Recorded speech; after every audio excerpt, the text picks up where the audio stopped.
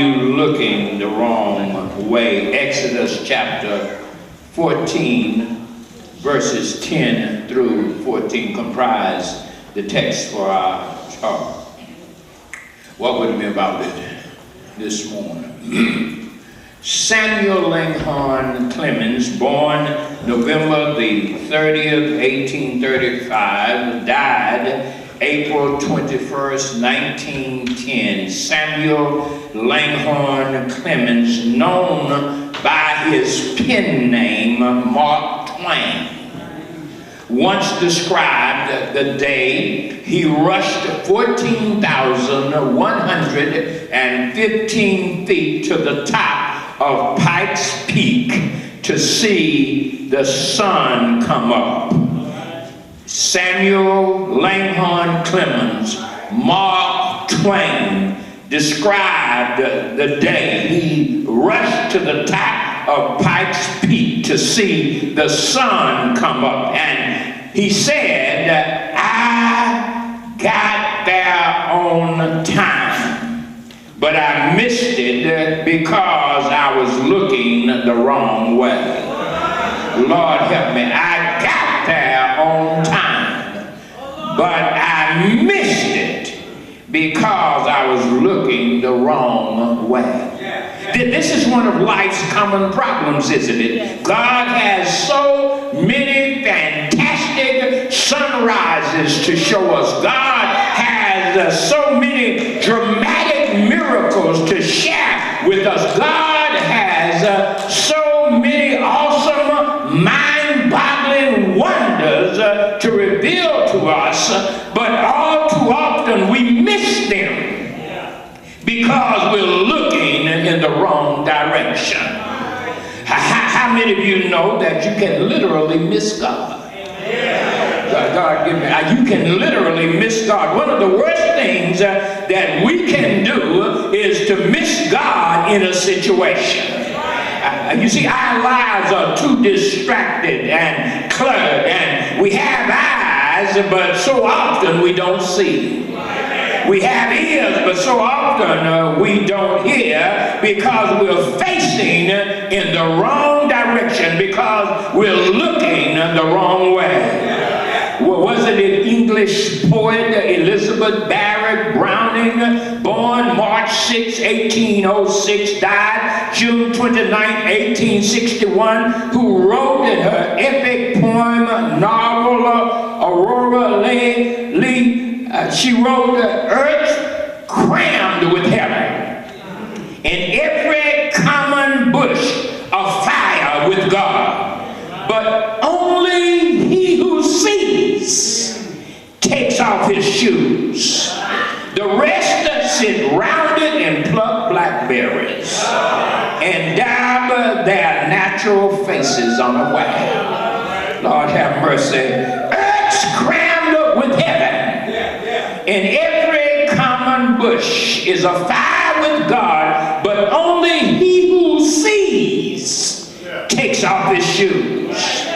It's impossible. It is possible to miss God on the Mount of Transfiguration. It is possible. Let me do it like this. It is impossible.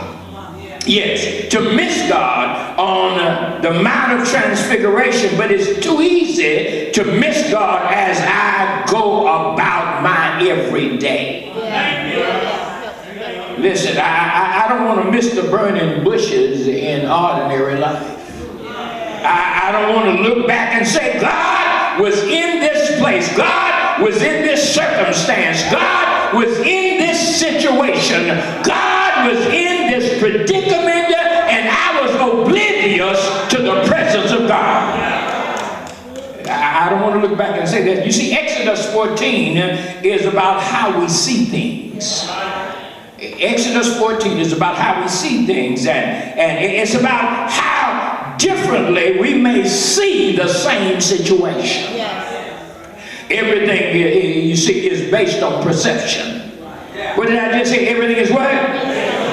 Everything is based on perception, and perception has to do with perspective, or how we see things and how we view life. And we believe when we see things, that we are seeing them as they exist. That's what we believe. We believe that when we see things, Liz, we're seeing them as they exist. But in reality, how we see things are filtered through our beliefs, through our fears, and through our life's experiences.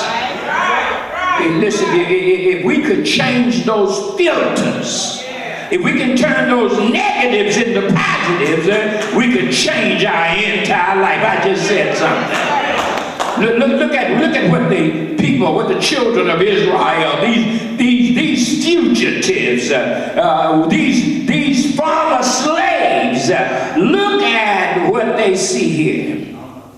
Thanks to 10 signs and wonders called plagues from the hand of God, Israel had finally escaped from slavery in Egypt. Freedom was there. They were going to a new land. They were going to their own land, a land that they had been promised, a land that was flowing with milk and honey. They were going to a land where they would be able to decide what crops to grow. They were going to a land where they would be able to decide what animals they wanted to raise and what sort of houses they wanted to live in, what sort of houses they wanted to build, and they had just made it to the Red Sea. And they made camp at the sea, and this is their exodus. They are elated. They are filled with joy and festivity. This is a historical moment for them. Remember, they've been in slavery. Listen, for over 400 years. You listen what I'm saying. And this is a historical moment for them. This is their deliverance. This is their exodus. This is their salvation. After all those years in Egyptian slavery, now they are free at last. Well, except now they have a new problem. A new problem appears, a very big problem. Suddenly, their beautiful dream of life, liberty, and the pursuit of happiness becomes a ghastly nightmare.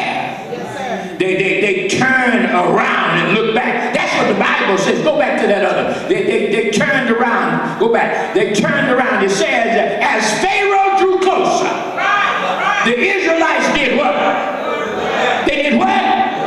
They looked back. They looked back. They looked back. You can go forward. They looked back. They looked back, and they turned around and looked back, and on the horizon, far in the distance, they could see a huge cloud of dust. And they hear the unmistakable rumbling of 600 Egyptian chariots. They know what this means. Pharaoh has changed his mind. Because Pharaoh had released them. But Pharaoh changed his mind, and his army is coming after them, and the people of Israel see themselves as doomed and done in. They see themselves trapped. They see themselves pinned in. They see themselves cornered. They see themselves stuck between a sea they could not pass and an army they could not defeat. Oh my God, listen, it looked to them like certain destruction. Surely they were going to be slaughtered, they thought. At the very least, they thought they would be recaptured and marched back to Egypt to slave away for Pharaoh once again. They see their situation as hopeless. And you know why? Because they were looking in the wrong way. They were looking in the wrong direction. But on the other hand, Moses sees it so different.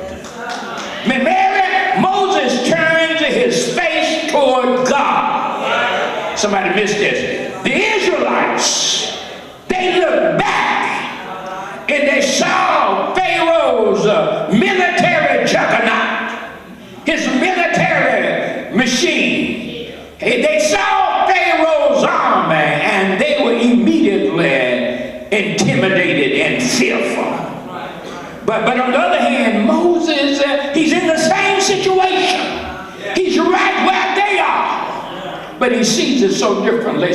But watch what Moses does. He turns his face toward God and he sees an exciting, amazing, incredible new possibility. Notice now that Moses doesn't look to the past. Lord, I wish I was preaching for you to hear me. Listen, Moses doesn't look to the past, he looks to the future. He doesn't look backwards, he looks forward. He doesn't look at the military might of Pharaoh, he looks at the unparalleled power of God. And because of what he sees, oh hallelujah to the Lamb, and because of what he sees, Richard, Moses is able to say to the people with confidence, don't be afraid. Don't give in to this impulse that kicks your endocrine system into hyperactivity. Be strong and see how the Lord will save you today. For the Egyptians you have seen today, you will never see again. The Lord will fight for you. So trust in God and go forward. Oh my God, you see, that was the Israelites' problem that day at the Red Sea. They couldn't believe because they were looking the wrong way. Moses said that, and they said, Moses, were there no graves in Egypt? Why did you have to bring us out here? They didn't have any cemeteries in Egypt. Why did you bring us out here to die in this wilderness? Yeah, they were looking the wrong way. They could see no hope because they were facing the wrong direction. Instead of looking up to God, the Israelites looked back and focused on the Egyptians. Oh God, give me power. Watch this. Stop right here for a moment. I know that some of you have the audacity to reminisce and look back and daydream about the good old days, forgetting all the jacked up stuff you were delivered from. God give me preaching power. Let me say it again. Pastor Elder T, listen. I know that some of you have the audacity to reminisce and look back and daydream about the good old days, forgetting all the jacked up stuff you were delivered from. You forgot about how God delivered you from that addiction. You forgot about how God delivered you from that messed up relationship. You forgot how God delivered you from broke, busted, and disgusted. You forgot about how God delivered you from living hand to mouth. You forgot how God saved your child when your child had lost their mind seemingly. You forgot. Listen, we forget. We look back and we long for the good old days. Listen, there's a cap that's famous, the MAGA cap. Make America Great Again.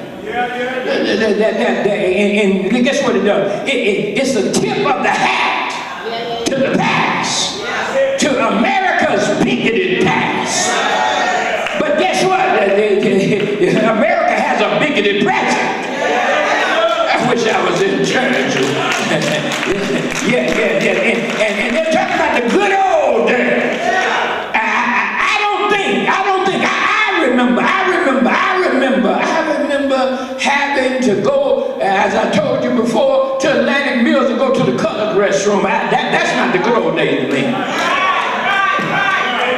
I remember being talked to like I was nobody, but that wasn't the good old days to me. Listen, we have a way of romanticizing yesterday. like the Beatles, we believe in yesterday. Listen, instead of looking to the Lord in faith, the Israelites looked to the Egyptians in fear. And fear shuts us down. Fear does what? It shuts us down. Fear shuts us down. It shuts down our ability to act. Fear shuts down our ability to think creatively. Fear shuts down our ability to listen and understand. Fear shuts down our ability to consider new information and different perspectives. God had to turn them around before they could see any way out of their predicament. And that's the way it works. Before we can believe, listen, the eyes of fear have to give way to the eyes of faith. Did you hear me? The eyes of fear have to give way to the eyes of faith. You see, we can focus on the problem or we can choose to trust God. Hello, somebody, you have a choice. You have a choice. You have a choice. In the midst of whatever it is you're dealing with right now, you have a choice. Listen, we can focus on the problem or we can choose to trust God. Isn't that something? Listen, genuine faith. Somebody shouted genuine faith. Shout it with power, genuine faith. Genuine faith is the confident conviction that God will do what He's promised. Thank you, Lord. Thank you, Lord. It's the confident conviction that God will do what He promised. However, if we take our eyes off of Him and start looking at our circumstances, our confidence in God could start to wobble. Could start to wobble. A lot of us, we know when we find ourselves in a difficult situation, when we find ourselves in a frightening situation, you know, the first thing we start doing is saying, Lord, why? And we start questioning God rather than trusting God. Now, let me add parenthetically, God isn't afraid of your questions.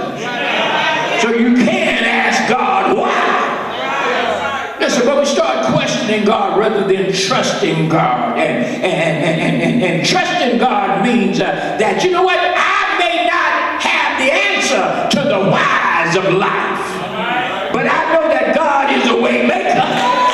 There are some things I've discovered about God. Do I have a witness? Is there anybody, some of us in here, about 10 or 12 of you going to catch this. Listen, some of us have found out who God is. We don't know all that God is, but we have found out. And you know what? We know that if God can deliver us out of slavery, whatever that slavery is, whatever that slavery entails, if God can deliver us out of slavery, He showed up can deliver us from Pharaoh's army. Oh, hallelujah. Listen, some of us, we're too skittish. And so when you get like that, you start compromising. You start compromising your character. You start compromising those things, those truths that you've embraced and you know to be valid. You start compromising because you get scared. You become fearful. You get frightened. Am I going to be able to feed my children? Am I going to be able to pay my bills? Am I going to be able to have a vehicle that's trustworthy that I can get around in? Am I going to be able to take care of myself? What's going to happen if this job plays out? All of the things that we are obsessed with. All of those things that we are preoccupied with. Listen, you know what God says? Trust me. As a matter of fact, let me say it more explicitly. God says in the Word, as a matter of fact, the Word says that trust in the Lord. I wish I was in church. With all your heart, lean not to your own understanding.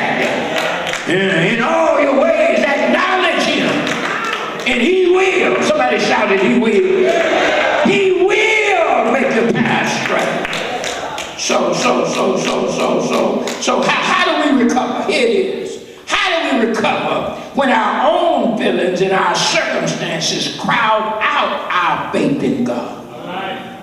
How do we recover when the things that are right before us, when they obstruct our vision of God? How do we recover when the folk we love and depended on are no longer dependable? How do we recover when the foundations that have held us up all of a sudden are non-existent? How do we recover? How do we recover when our feelings and our circumstances crowd out our faith in God? Some of you this morning, you may be facing your own Red Sea moment right now. You may be facing your own Red Sea moment this week, and you know what? The first inclination is to turn back and to give up. We find ourselves, when we're faced with a Red Sea moment, we find ourselves, we find ourselves questioning God and doubting God's care and love for us. Listen, the only way you will be able to maximize your potential in Jesus Christ and in life in general is to let your faith overcome your fear. You have to have the kind of faith that says, ain't gonna let nobody turn me around. Turn me around. I'm not gonna let anything cause me to lose trust in God. I'm not gonna let that Negro. I wish I was in church. I'm not gonna let her, I'm not gonna let him. I'm not gonna let them cause me to lose my faith and my trust in God. I know what God has done. Hello, somebody. Can you turn to your neighbor if you can? Tell your neighbor, I know what God has done for me. Not enough of you. Somebody turn to the other side. If you can, tell somebody, I know what God has done for me. Where are the folk in here who know what God has done for you? You know what God has done. And you know what you ought to be able to say this morning? I ain't gonna let nobody turn me around.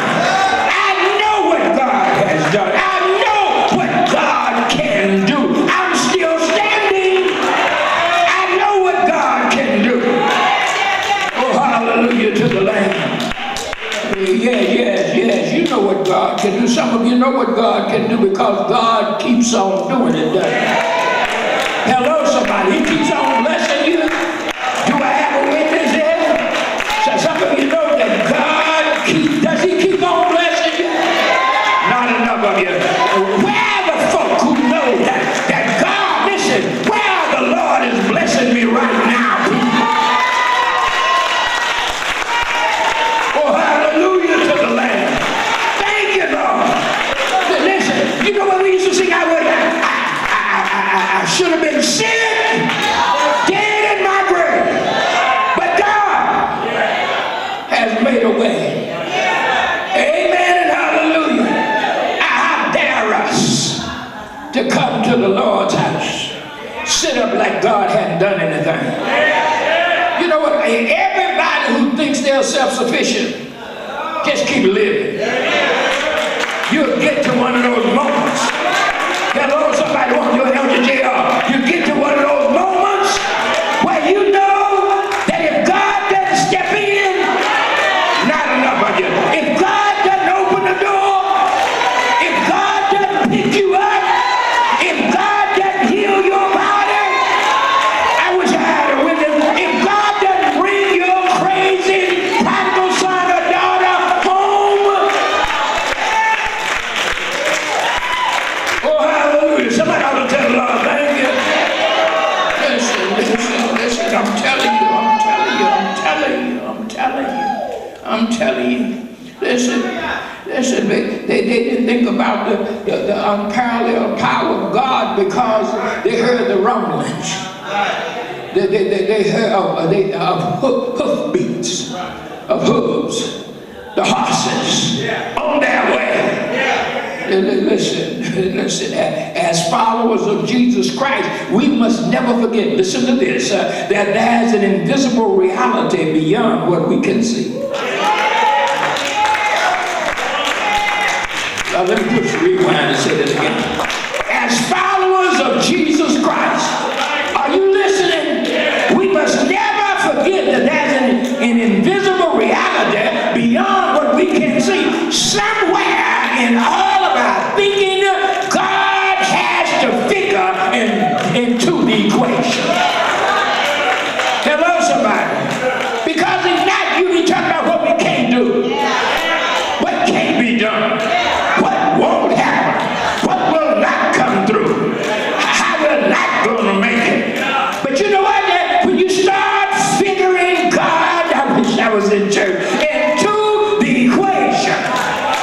You know what? If you were bent over in depression or despair, or you were nervous or worried and had your head hung down, when you figured God into the equation, you can hold your head up and you say, I know the Lord will make a way.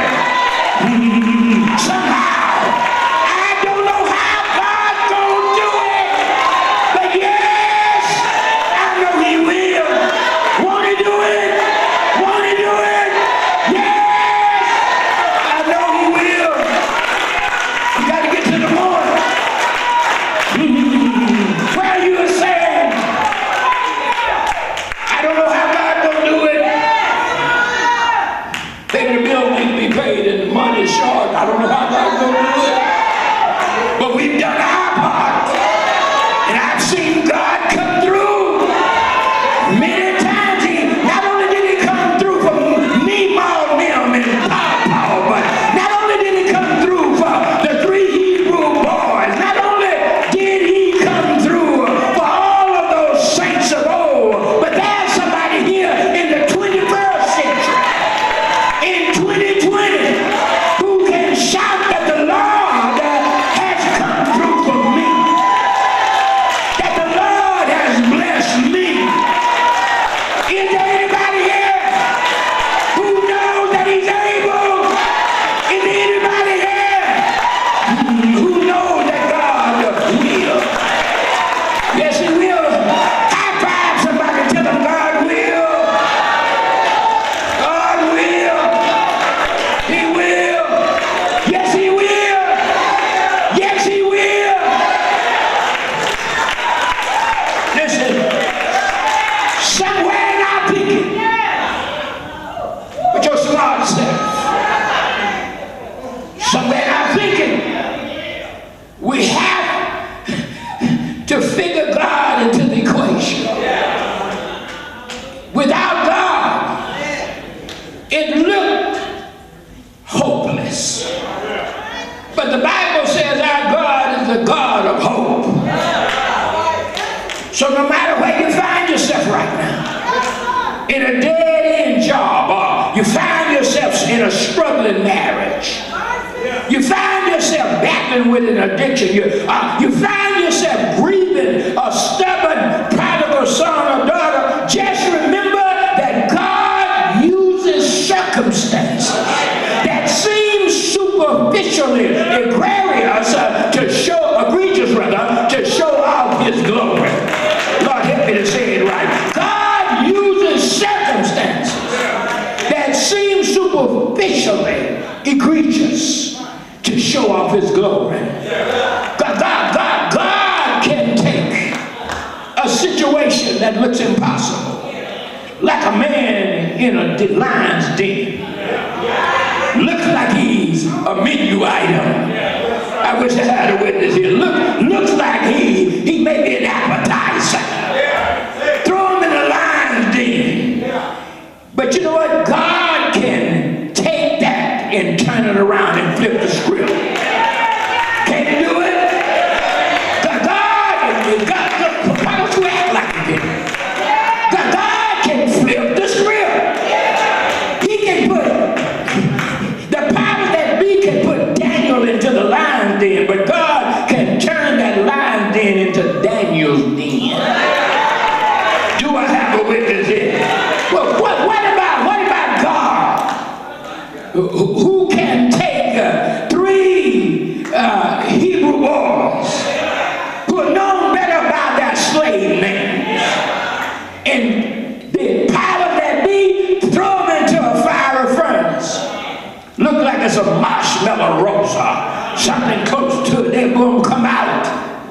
and they're going to come out burned to death.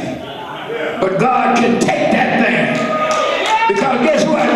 God is not going to leave you in that furnace by yourself. You didn't hear what I said. God will not leave you in the furnace by yourself, because when they looked in, they said, we put in 3. Do I have anybody believe it? But now we look in. Yes. Listen. Because you need to bear that in mind as you go through your week. Instead of being all messed up, all on edge, all nervous, can't nobody say anything to you because you think your situation is worse than anybody's in the universe.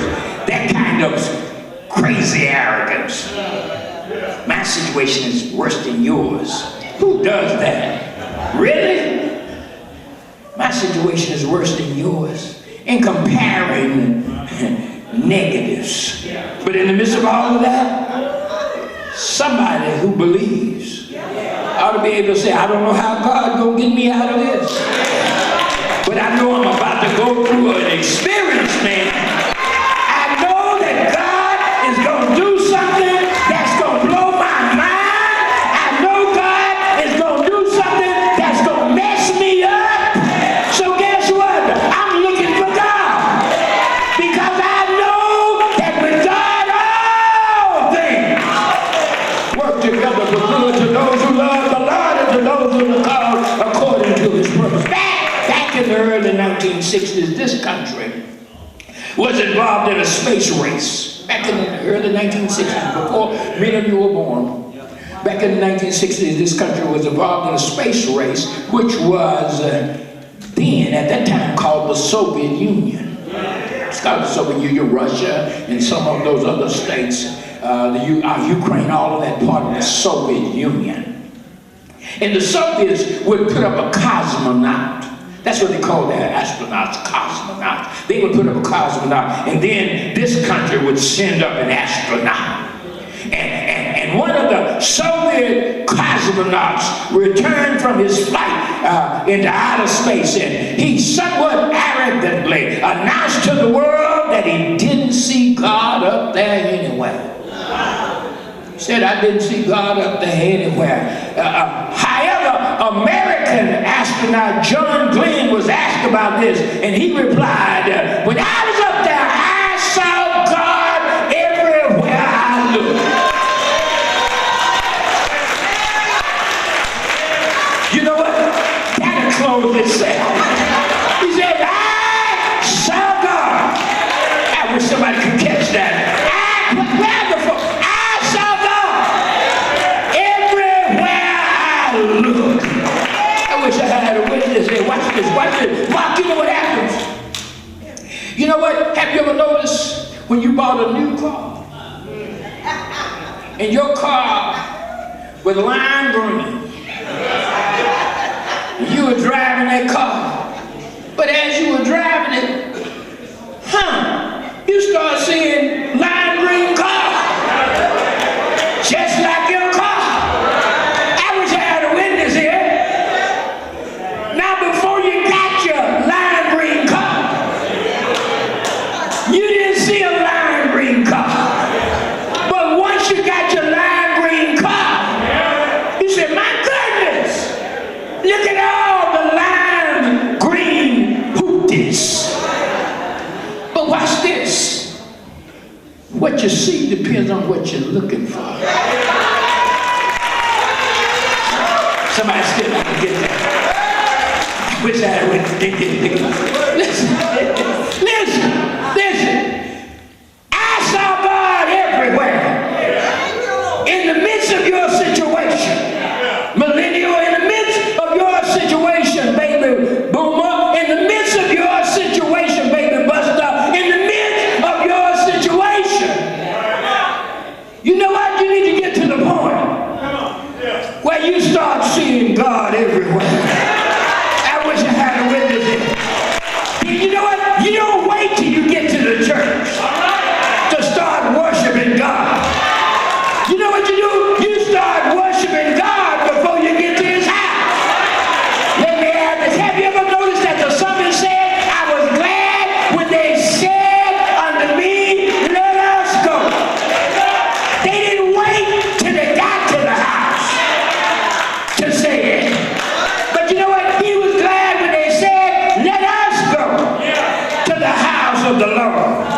Listen, listen, dear hearts, you need to get to the point where you see God everywhere. We can see God everywhere when we look, if we have converted eyes, if we see with eyes of faith.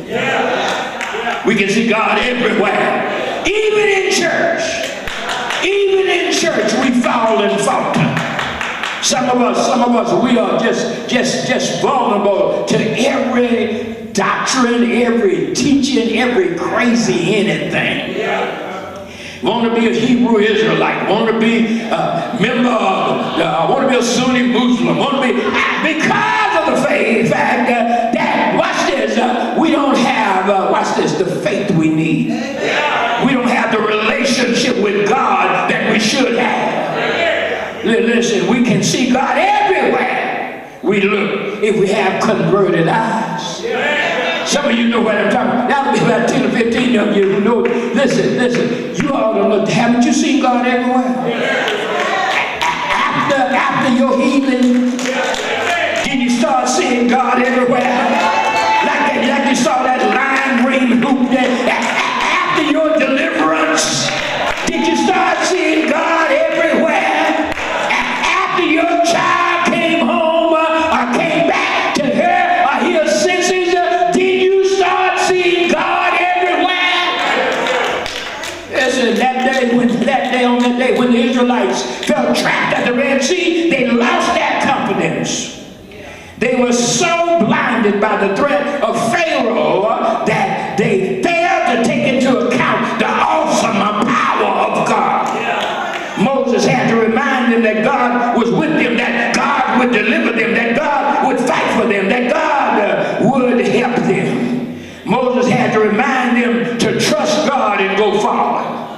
And that's the message you need to hear today. That's the message we need to hear today, isn't it? Sometimes we simply have to trust God and go forward.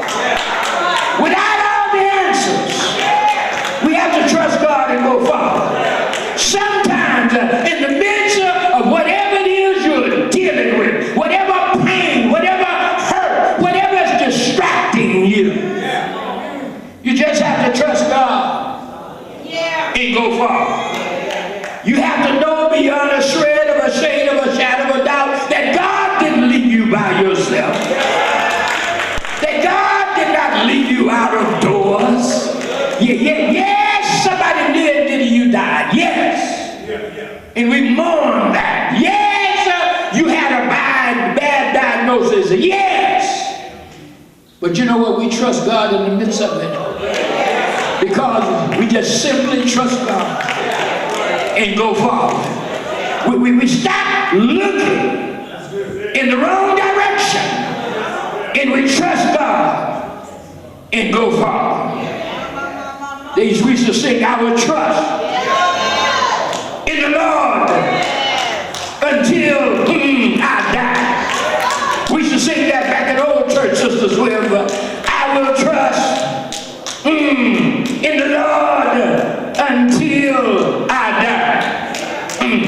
Because we know that God has brought us through many dangers, toils, and snares. We know that God has kept us even in the midst of all of life's negatives and minuses. We know that God keeps watching over us even now. Is there a witness here? And you know what? God delivers us. And he delivered us in order for us to have, to give our testimony.